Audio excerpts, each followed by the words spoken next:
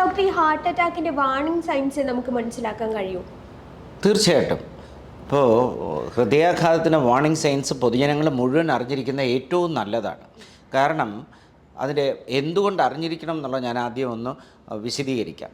ഹൃദയാഘാതം വന്നാൽ അതിനുള്ള ചികിത്സ എന്ന് പറയുന്നത് നേരത്തെ ഞാൻ സൂചിപ്പിച്ചു, അത് ഹൃദയത്തിൻ്റെ ധമനിയുടെ ബ്ലോക്ക് കൊണ്ടാണ്, അല്ലെങ്കിൽ തടസ്സം കൊണ്ടാണ് ഉണ്ടാകുന്നത്.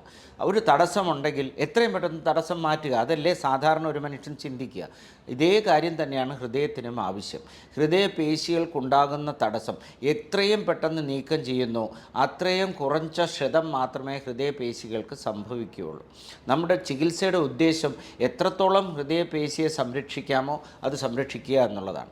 അപ്പോൾ നമുക്ക് എന്താണ് ഇതിനുള്ള വാർണിംഗ് സിഗ്നൽസ് എന്ന് നോക്കാം. അത് സൂചികകൾ എന്തെന്ന് പറഞ്ഞാൽ, നടുനെഞ്ചിലുണ്ടാകുന്ന വേദന, ചിലപ്പോൾ വേദനയാകണം എന്നില്ല, ഒരു വിമ്മിഷ്ടം, അതല്ലെങ്കിൽ ചിലർ വെളിവാക്കാൻ പറ്റുന്നില്ല, പക്ഷെ എന്തോ ഒരു അസ്വസ്ഥത ഹൃദയത്തിനുള്ളിൽ അനുഭവപ്പെടുന്നുണ്ട്.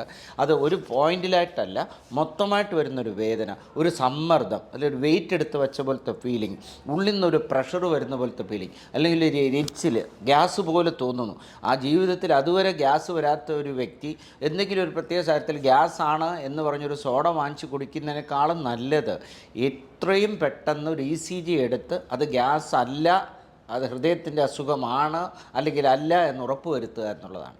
അതുപോലെ വേദന ഇവിടെ മാത്രമാകണമെന്നില്ല, തോളുകളിലേക്ക് വരാം, ഇടത് കൈയിലെ ഉൾവശത്തേക്ക് വരാം, അതിങ്ങനെ വ്യാപിച്ച് താടി വരെ വരാം, തലയുടെ പുറകിലേക്ക് വരാം, നമ്മുടെ പൊക്കിളിന് മുകളിൽ വയറിൻ്റെ ഭാഗത്തേക്ക് വരാം, ഏത് ഭാഗത്തേക്ക് വേണമെങ്കിൽ വേദന വ്യാപിക്കാം.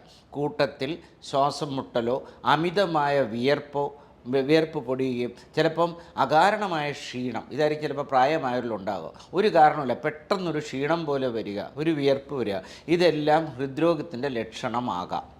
ഡോക്ടർ, ഈ പറഞ്ഞല്ലോ ഈ വേദന ഇടയ്ക്കിടയ്ക്ക് വരും എന്നുള്ളത്. നോർമലി നമ്മൾ കണ്ടുവരുന്നത് ഗ്യാസ് ആണെന്ന് വിചാരിച്ചു എന്നുള്ളത്. ഇപ്പം ഹാർട്ട് അറ്റാക്ക് വരുന്ന സമയത്ത് ആ പർട്ടിക്കുലർ ടൈമിലാണോ ഈ പെയിൻ ഉണ്ടാവുക, അതോ ഇതിന് മുന്നേ തന്നെ കുറച്ച് ദിവസങ്ങൾക്ക് മുന്നേ നമുക്ക് അങ്ങനെ ഒരു സൂചന ലഭിക്കും? അതിൽ ഹാർട്ട് അറ്റാക്ക് എന്ന് പറയുമ്പോൾ ചിലപ്പോൾ പൊടുന്നനെ ഉണ്ടാകുന്ന ഒരു ഹൃദയാഘാതം ആ വ്യക്തിക്ക് നേരത്തെ വേദന ഉണ്ടാവണമെന്നില്ല. അതേസമയം നല്ലൊരു ശതമാനം ആൾക്കാർക്ക് ഈ ബ്ലോക്ക് അന്ന് വരുന്നതല്ല, പല ദിവസങ്ങളിലായി വന്നിട്ടുള്ള ബ്ലോക്കാണ്. അപ്പോൾ അത് ബ്ലോക്കിൻ്റെ തീവ്രത കൂടുന്നതനുസരിച്ച്, തടസ്സത്തിൻ്റെ തീവ്രത കൂടുന്നതനുസരിച്ച് വ്യായാമം ചെയ്യുമ്പോഴോ, പ്രത്യേകിച്ച് പടി കയറുമ്പോഴോ, കയറ്റം കയറുമ്പോഴോ, ആഹാരം കഴിഞ്ഞ് നടക്കുമ്പോഴോ ഒക്കെ നെഞ്ചിനുള്ളിൽ ഒരു അസ്വസ്ഥത അനുഭവപ്പെടും. അത് നടക്കുമ്പോൾ മാത്രം, അല്ലെങ്കിൽ എക്സസൈസ് ചെയ്യുമ്പോൾ മാത്രം, അല്ലെങ്കിൽ ഒരു കടുത്ത ജോലിയിൽ ഏർപ്പെടുമ്പോൾ മാത്രം ഉണ്ടാവും. വിശ്രമിക്കുമ്പോൾ അത് കുറയും, മാറും. ഈ വ്യക്തി വിചാരിക്കാം വിശ്രമം മാറി വീണ്ടും ജോലിയിൽ ഏർപ്പെടും, അപ്പോഴും വരും. അതല്ലെങ്കിൽ ചിലപ്പോൾ അവർക്കറിയാം, വീട്ടിൽ പലരും നാവിനടിയിൽ ഗുളിക ഇടുന്നവരുണ്ടാവും, ഹാർട്ട് അറ്റാക്ക് വരുന്നു. അവർ ഈ ഗുളിക നാവിനടിയിൽ ഇട്ട് നടക്കുമ്പോൾ അസ്വസ്ഥതയില്ല. അവർ ഈ രോഗലക്ഷണത്തിന് ശരിക്കും വീണ്ടും അവലോകനം ചെയ്യാതെ അവഗണിക്കുകയാണ് അവിടെ ചെയ്യുന്നത്. ഇത് ആണ് പ്രധാന ലക്ഷണം. അതായത് നമ്മളൊരു വ്യായാമത്തിൽ ഏർപ്പെടുമ്പോൾ ഉണ്ടാകുന്ന നെഞ്ചിനകത്തുണ്ടാകുന്ന വേദനയോ അസ്വസ്ഥതയോ ഒരു ഭാരം പോലെയോ അല്ലെങ്കിൽ ഒരു വിമ്മിഷ്ടം പോലെയോ ഒരു ശ്വാസം മുട്ടൽ പോലെയോ ഒക്കെ തോന്നുവാണ്. അത് പ്രത്യേകിച്ചും വ്യായാമ സമയത്ത് വരുന്നു, വിശ്രമിക്കുമ്പോൾ അത് മാറുന്നുവെങ്കിൽ തീർച്ചയായും ഹൃദയത്തിൽ നിന്നുണ്ടാകുന്ന രോഗമായിരിക്കാം. അതിനെക്കുറിച്ച് കൂടുതൽ പരിശോധന അത്യന്താപേക്ഷിതമാണ്.